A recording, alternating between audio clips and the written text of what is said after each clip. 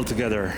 Happy to have you all here, and thank you very much for the Saga team and Rebecca for inviting us and organizing this event. My name is Zlatko, and I'm the CEO and co-founder of Visionary Labs, and I'm here to present you our game, Lussa, the Final Frontier. First of all, I want to introduce myself a little bit. As most of you, I started gaming at an early age of 4 as a kid, and the first games I played were like Super Mario, Donkey Kong, and Yoshi's Island. In the early 2000s, I switched to PC and found interest in like Need for Speed and managed somehow to get into the top 10 in the world in Need for Speed Underground and top 5 in Need for Speed Underground 2. And after these 2 games, Need for Speed Most Wanted was launched, and I got #1 drag racer in the world for a few months until my parents cut off my internet because my grades were that bad. So I had to drop out of school to keep gaming. I earned my first money with gaming and switched then to World of Warcraft, where I was playing in the top 25 PvE World Guild and was the top 10 warrior in my realm pool. I then transitioned to League of Legends, Heroes of the Storm, and Hearthstone, where I was a legendary player with the top 20 rank in the world. That's something about my gaming experience. I also started investing into Bitcoin in 2016, and I'm full-time in crypto since 2020. This is why I decided to combine those 2 passions and start developing an own game by combining blockchain and gaming. Enough about me. Let's start with the journey of Lussa. It all started in early 2022, where a few people that are now co-founders met and started brainstorming about third-person shooter, which is space-themed, and also we wanted to develop a battle royale mode. Now we're here with an alpha version, and we have 20,000 plus registrations on our waitlist for the closed alpha. We have 35 plus people in the team that worked for Ubisoft, Blizzard Entertainment, Square Enix, Nintendo, and we have Douglas Kennedy, who unfortunately wasn't able to join us here, but he's a very big support for us. He's our Chief Revenue Officer and the co-founder of Studio Wildcard, which shipped the game Ark Survival. Let's now enjoy for the next minute our cinematic trailer.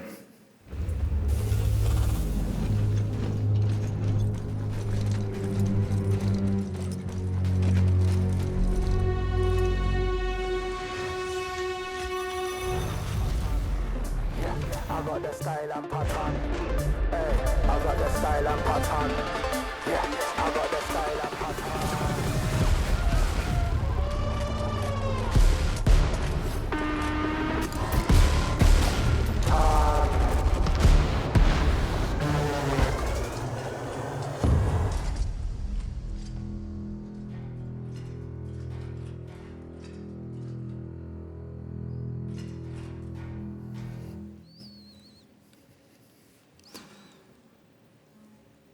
So, where gaming meets ownership and creation. We combine cutting-edge blockchain technology with an immersive gameplay experience. We're not just another game, but an ecosystem which enables the players to play, earn, and own and trade their digital assets. You may ask yourself, why are not there are so many games out there which are doing exactly this thing, as it seems very easy. We asked that ourselves too, so we analyzed about 900 projects to see what it did bad, what it did good, to improve ourselves. What we found is there were many projects raising money and not shipping any product to market. The other one was the content was not engaging enough, and the people were just grinding to earn some tokens, which leads to our second problem, that the Web3 gaming is saturated with an economy-first approach. The people are just joining the game to earn some bucks and jumping from one game to another and draining all the liquidity out of the projects. And the third problem is the crypto Web3 gaming market is very small. We have maybe 1.5 to 2 million gamers, active wallets, and the Web2 gaming is a few billion people playing games every day. So the complexity of blockchain, you have to write down seed phrases, you have to buy tokens to connect to the game and buy assets. So the people just didn't want to do that, so the problem was the onboarding of these players. If we wouldn't have a solution for that, we wouldn't be here today. Our solution for that, to this trilemma, is first of all to develop a fun game with a great story and lore, and to revolutionize the play-to-earn system by introducing a skill-based wagering model where the prize pool will be fairly distributed among both the winning and the losing teams, depending on how close the match was. And we will offer a seamless Web2 user onboarding by log in through your socials, through a Google account, or through your email. When it comes to our USPs, we have 6 different characters right now with 4 abilities each. They will fill certain roles in every team composition. We have general, hunter, development specialist, commander, strategist, and healer. We're building on the latest Unreal Engine. We have AAA graphics, and we will also develop dynamic maps. What does that mean? So if you're probably having a fight with your team and you need to run away because you're losing, you have to take care where you step on. Probably you will step on a mushroom, which will make you paralyzed for a few seconds, or you hide beneath a tree and you're too close. The tree sprays some spores on you, which will paralyze you or take your sight. We also integrate AI in every aspect of the player experience. We had 50 players training our AI for over 3,500 hours. And if we put our AI bots to the hardest difficulty, even competitive players struggle to play against them.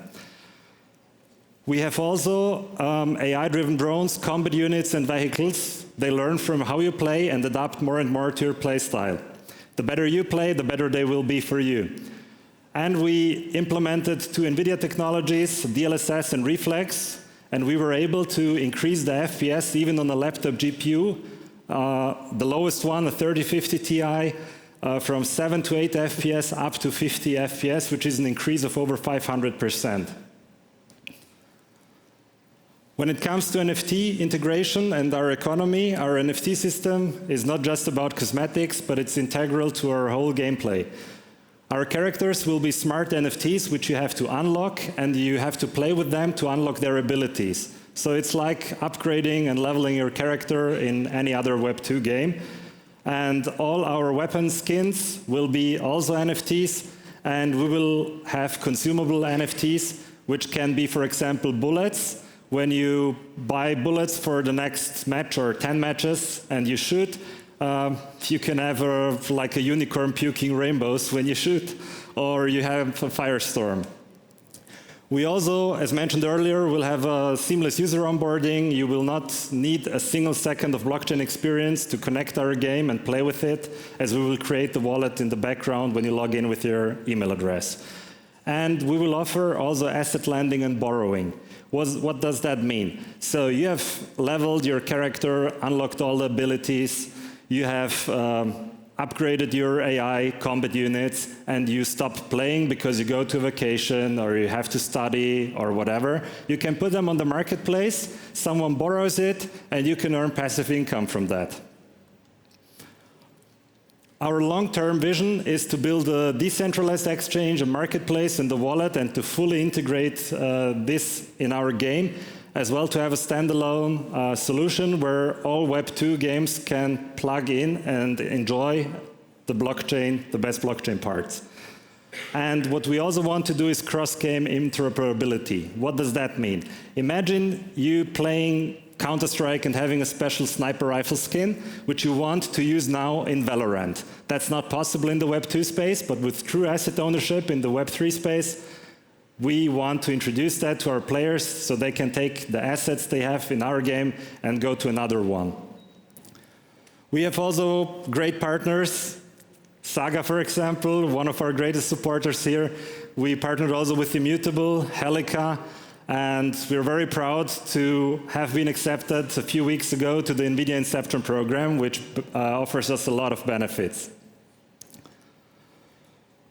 For the next few weeks and months, we will increase the player base in our closed alpha version. We will ramp up to probably 100 players, then to 500 players, depending on how stable the servers are. Then we will go into closed beta, list our game as well as in Epic Games and the Steam's game store. We positioned ourselves for sustained growth. We will develop a story mode for casual gamers that want to enjoy a great campaign and story. We will also be cross-platform, starting on PC, introducing then and porting the game to PS5 and Xbox and mobile. And we want also to use cloud-based gaming solutions. When it comes to the community, I think the cornerstone of every good project is its community. We are very focused on building a vibrant community. We're engaging with them through AMAs internally on Discord. We're doing Twitter Spaces with partners and internal Twitter Spaces. We're doing contests. For example, we had a character design contest, which was very appreciated. Our community did a great job. And we will run in-game events as well as host events in the real world. So our community will be essential to shape the game's future.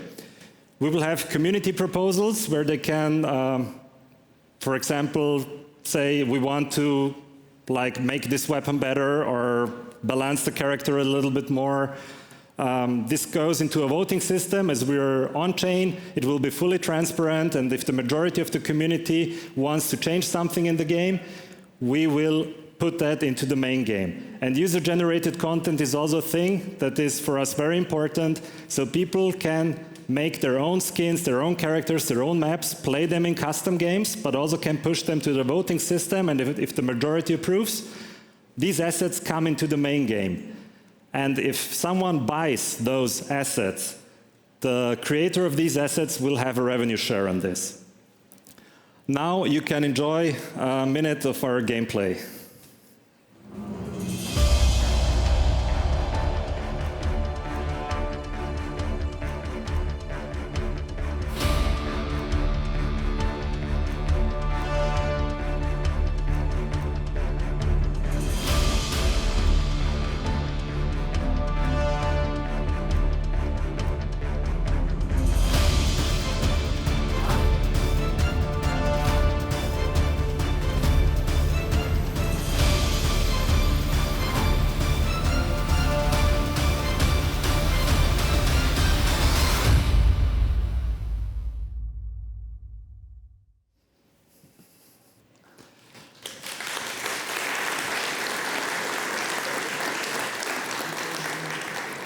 Thank you very much. If you enjoyed what you saw and you're curious what's next about us, you can scan this QR code in the middle of the presentation. It will forward you to our link tree, where you will find all relevant links to our project.